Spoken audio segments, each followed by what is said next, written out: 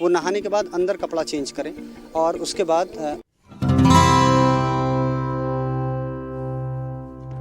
घुमक्कड़ ये भी आप मेरा प्रयास कह सकते हैं। आप बगल में जो मकान देख रहे हैं, ये जो बना है कमरा, ये भी एक बड़ी उपलब्धि है। आपने अपने जीवन काल में ऐसा कोई गांव नहीं देखा होगा जहां के पुरुष अपनी गांव की महिलाओं की अस्मिता के लिए, इज्जत के लिए एक इज्जत घर बनाएं। शौचालय बना, ये बेसिकली आइडिया मेरा था, लेकिन यहीं पे हैं चौहान जी हैं, उन्होंने ही इस चीज़ को गंभीरता से लिया। पहले क्या होता था, एक बार मैं जा रहा था तो यहाँ कर्मकांड चल रहा था जो घाट का कार्य होता है, तो औरतें यहाँ हैंडपंप पे नहा के और साड़ी से आड़ करके वो नहा रही थी, कपड़े चेंज कर रही थी। तो सडनली मेरे दिमाग में हिट किया कि क्यों ना हम यहाँ पे एक ऐसा रूम बनवा दें, भले ही सीमेंट सीट लगा दें, ताकि औरतें रूम जैसा बना दें। तो ये मैंने एक ग्राम सभा की यहाँ पे बैठक बुलाई। मैंने कहा कि इस तरीके से कार्य होना चाहिए। देख लेते हैं। जी बिल्कुल, आइए आइए, इसको भी आपको दिखा देते हैं कि किस तरह का ये यहाँ की युवाओं का प्रयास है। चेंजिंग रूम लॉक है हालांकि, लेकिन कोई बात नहीं। अभी हमारे यहाँ के जवाहिर बाबा हैं, जवाहिर चौहान हैं, जो कृषि विभाग में अधिकारी थे और अच्छे, इनका पूरा परिवार बहुत पढ़ा लिखा सम्मानित व्यक्ति है यहाँ का। तो लिखा हुआ है सार्वजनिक स्नान घर महिलाओं हेतु समदा षटकर्म या खटकर्म जो भी, घाट तरफकाजी देवगांव आजमगढ़, निर्माणकर्ता श्री जवाहिर चौहान, AAO, दिनांक 8/1/2019, पूर्व कृषि अधिकारी, उद्घाटनकर्ता माननीय प्रियंका प्रियदर्शनी, SDM है लालगंज की प्रियंका प्रियदर्शनी जी। बताएं।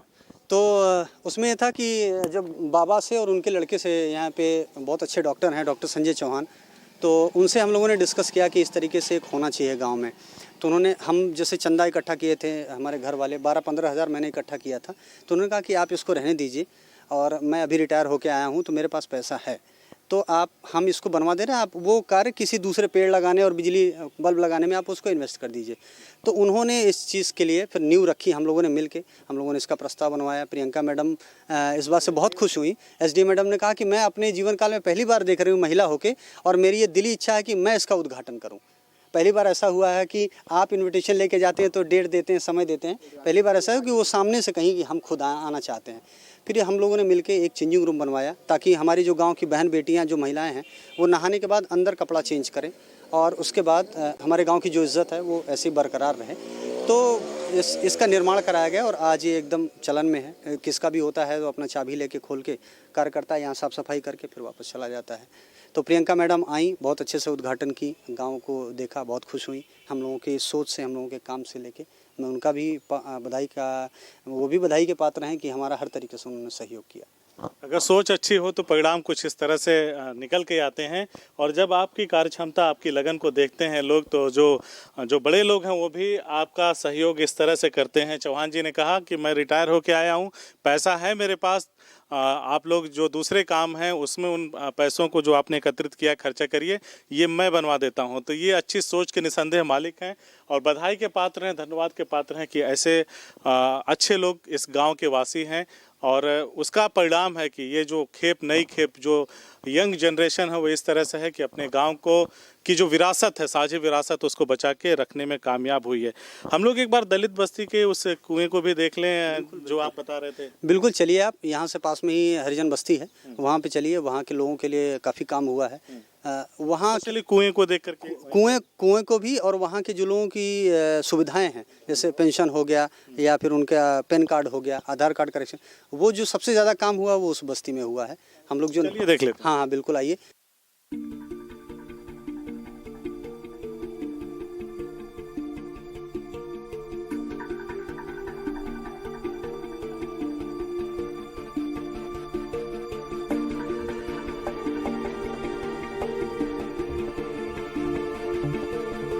इस वक्त मैं मौजूद हूँ दलित बस्ती में।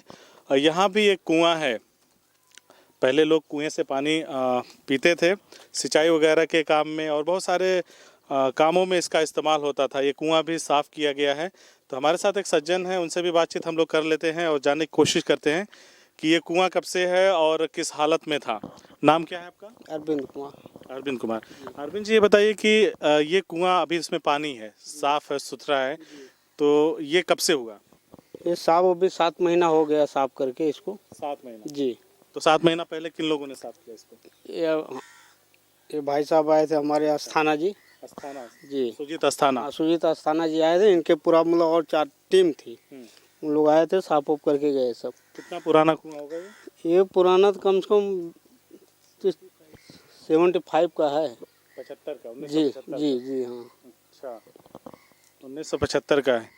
तो आप इसका पहले इसमें पानी पीते पानी थे? पीते थे, नहाते थे, हर मतलब बहुत पानी को निकाल के जी नहाते हाँ थे? जी हाँ। कैसे निकाला जाता था? बाल्टी से निकाला जाता, बाल्टी से डोरी रस्सा लगा के? रस्सा से। हाँ अच्छा मैंने एक चीज़ ये देखा था, आप यहीं पे रहिएगा, आपके पास आते हैं।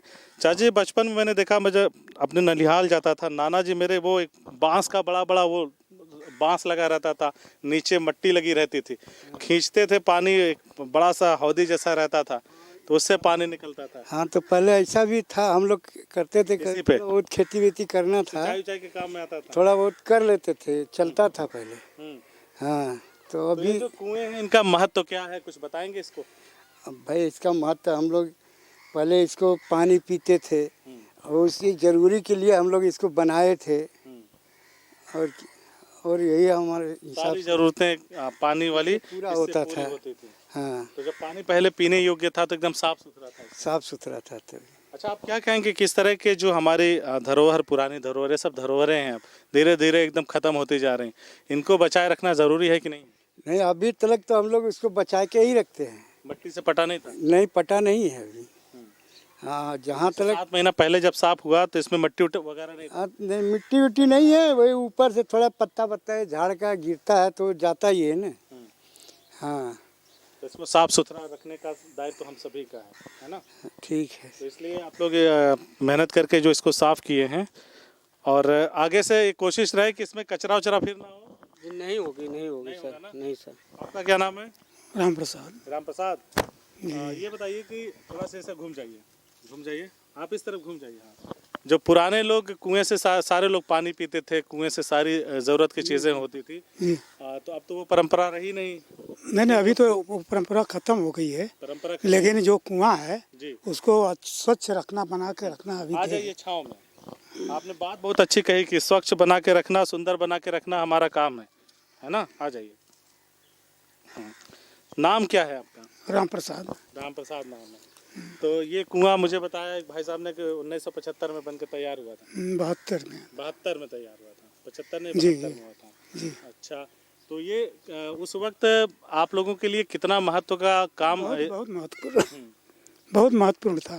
तब तो नल के ऐसा नहीं था, जगह जगह सरकार ने हैंडपंप वगैरह नहीं लगवाया था, लोग हैंडपंप घर पे भी नहीं लगवा पाते थे, और कुआं भी बहुत कम था।